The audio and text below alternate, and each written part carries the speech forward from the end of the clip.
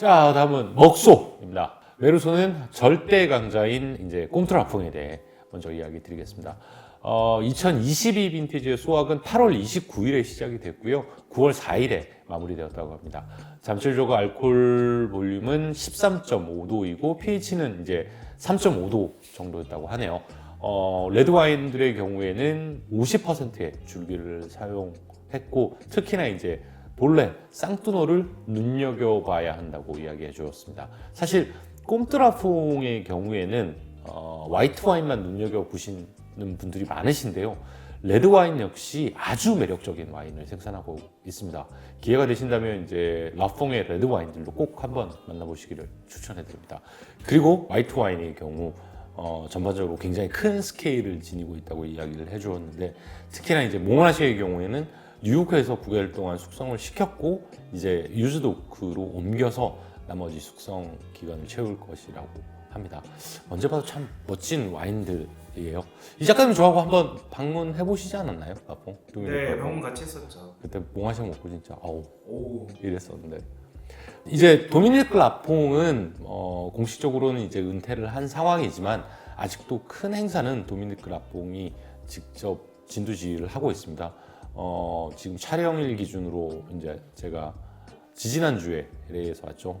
지지난주에 이제 LA에서 피에르 라퐁을 만났었는데 2022 빈티지에 대해서 이제 기대해도 좋다고 이야기를 해주더거든요. 본인은 14, 17, 20 이야기하면서 아주 좋은 빈티지라고 이야기를 해줬어요. 자, 다음 소개해드릴 메르소의 생산자는 앙리부아이오입니다. 기욤부아이오는 2022 빈티지 때 매우 뜨거운 빈티지였지만 충분한 수분으로 식혀준 빈티지라고 설명해 주었습니다. 즉 6월과 8월에 비가 잠시 내리면서 뜨거운 열기를 식혀주었다고 해요. 수확 날짜는 2020 빈티지와 비슷했지만 2022 빈티지는 가문이 없었기 때문에 그 결과로 2022 빈티지와 20 빈티지를 비교를 하면 알코올 볼륨이 1도 정도 낮아졌다고 해요. 돌이켜보면 2020 빈티지의 수확을 조금 늦게 하지 않았나 본인이 생각했다고 해요. 그리고 이제 레드 와인의 경우 대부분의 와인은 줄기를 완전히 제거한 채 양조가 진행되었고요. 뉴요크의 비율이 조금 높은 편인데 프리미엄 크루에는 이제 50%에서 75%, 그랑 크루는 100% 뉴요크를 사용했다고 합니다. 화이트 와인의 경우에는 350리터 오크통에서 숙성을 시켰고요. 프리미엄 크루는 50, 그랑 크루는 역시 100% 뉴요크를 사용했습니다. 아마도 이제 과실의 잠재력이 충분하니까 그런 결정을 하지 않았나 싶어요. 그리고 2022 빈티지는 질감과 산도가 좋은 빈티지로 평가를 하고 있으며 역시나 이제 장기 숙성에 아주 좋은 빈티지라고 이야기해 주었어요. 이 작가님 저하고 테스팅을 해보셨지만 올해부터 기욤이 이제 자신과 아내의 이름을 딴 그 까밀 앤 기욤 부아이오를 출시할 예정이에요. 앙리 부아이오와 결을 같이 하면서도 또 다른 매력을 지닌 와인들이니 꼭 한번 만나보시기 바랍니다. 자, 다음은 플리니 몽라시입니다. 역시나 플리니의 지존이죠. 르플레브에 대해서 이야기를 해드릴까 합니다.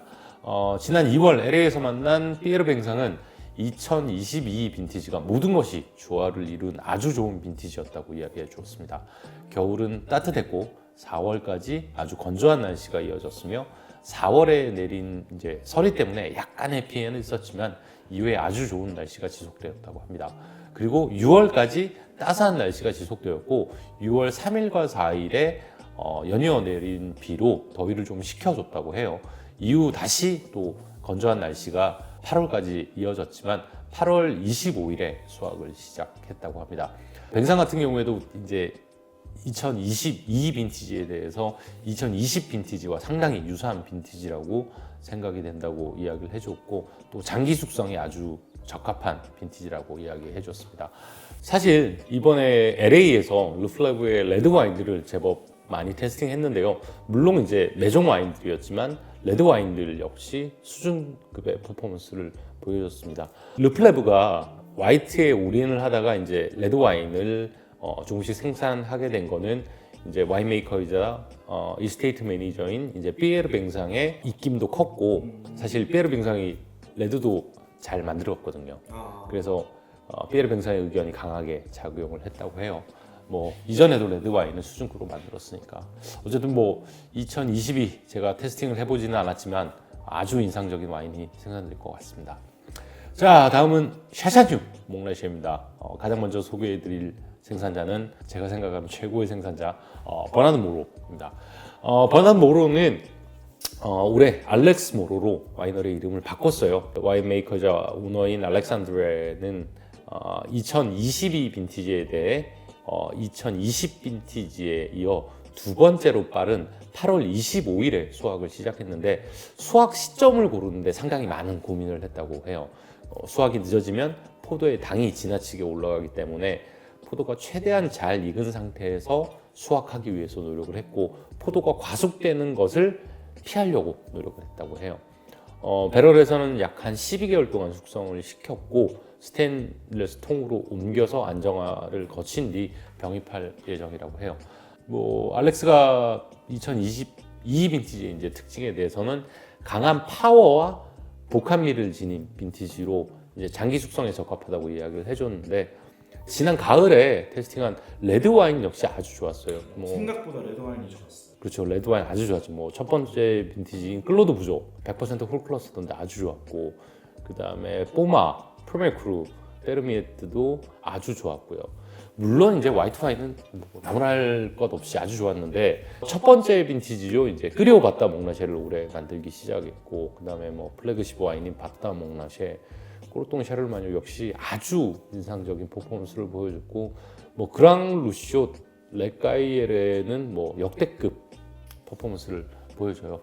하지만 이제 아쉽게도 동생인 이제 베누아하고 헤어지면서 포도밭을 나누다 보니 이제 포도밭이 20헥타에서 5.5헥타로 크게 줄어들었는데 생산량이 4분의 1로 줄었으니 이것도 알고 계셨으면 해요. 어제 화이트 진짜 좋지 않았어요?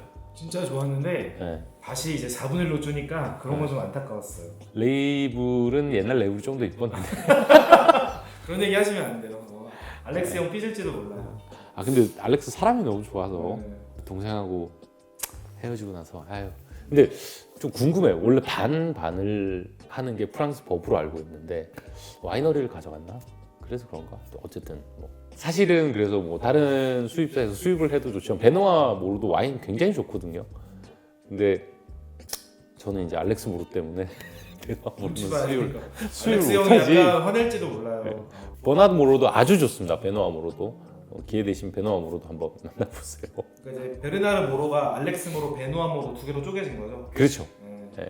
베노아도 이번에 가서 몇 가지를 테스팅하긴 했는데 어쨌든 알렉스 형이 삐질까봐. 네. 알렉스 형 사람이 참 따뜻한 사람 같아서 근데 동생이 왜 이렇게 해요?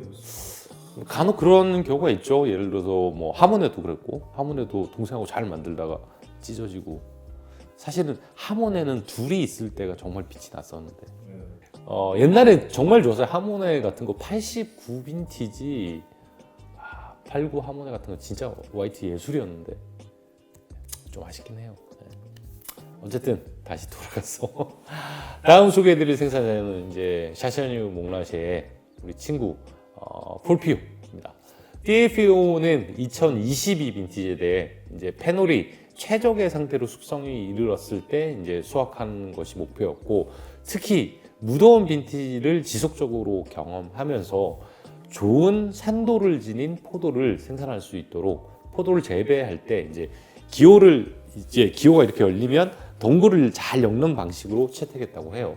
물론 이제 이 방식을 채택하면 모든 작업을 수작업으로 포도밭에서 진행하기 때문에 손이 아주 많이 가겠죠. 즉 이제 포도밭에서 일을 굉장히 많이 하거나 아니면 돈을 많이 쓰겠죠. 돈 주고 시키면 되니까. 디에르피옹은 이제 8월 24일부터 수확을 시작했는데요. 이는 이제 와인에게서 뜨거운 열기를 느끼지 않게 하기 위함이었다고 합니다.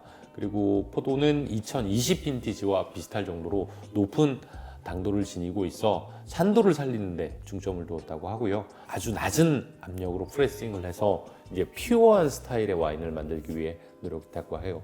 그리고 이제 2020 이 빈티지에 대해 이제 뛰어난 에너지를 지니고 있으면서 거기에 텐션도 좋아서 이제 굉장히 무더운 빈티지였지만 와인의 스타일은 정반대로 표현이 되어 조금은 이제 재미난 빈티지라고 이야기를 해줬어요.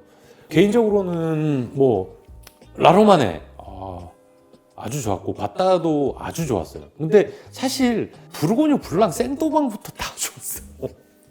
저는 특이하게 레드가 맛있었어요. 레드, 뭐 이 집도 레드 맛있죠.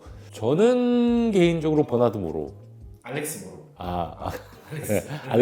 알렉스 모로의 레드가 더 좋고, 사실은 뭐 잘 아시는 분들 아시겠지만 버거드를 좋아하는 분들이 제 유튜브를 보시니까 사실 샤샤뇽 몽라쉐는 처음에는 화이트 와인만 유명한 게 아니라 레드 와인도 상당히 유명한 지역이었어요. 근데 레드 와인이 잘 팔리다 보니 피노를 뽑고 샤르도네를 심었는데, 사실 이 지역의 레드도 아주 매력적입니다. 근데 또 그 우리 이 작가님 스타일의 차이가, 알렉스 모로는 홀 클러스터를 사용하고 이 집은 홀 클러스터 사용을 안 하지. 그 차이가 좀 있긴 해요. 이 작가님은 사실 기억에 남는 거 한두 개 꼽으면 뭐였어요? 와인 이번에 배럴 테스팅 하는 거. 배럴 테이스팅 할 때요? 네. 뭐 비조? 아니 비조는 근데 2021을 했으니까 바틀링 된 거를 했으니까. 22 중에서요? 네. 저는 사실은 제일 맘에 원픽은 폴피어였어요. 아 볼피오. 네. 되게 퓨어하고 이렇게 다이아몬드 같이 반짝반짝이는 와인이었어요. 마음에 안 드는 표정. 아니. 저는 폴피오 워낙 좋아하잖아요, 사실. 근데 대표님은 알렉스 모로를 좀 더 좋아하시잖아요. 왜냐면 알렉스 모로가 완전 복합적이고 완전 이제 파워풀하고 화사하거든요. 따뜻하면서도 뭔가, 파워를 지니고 있고. 네. 근데 저는 약간 되게 하늘하늘하면서 투명한 와인을 좋아해서.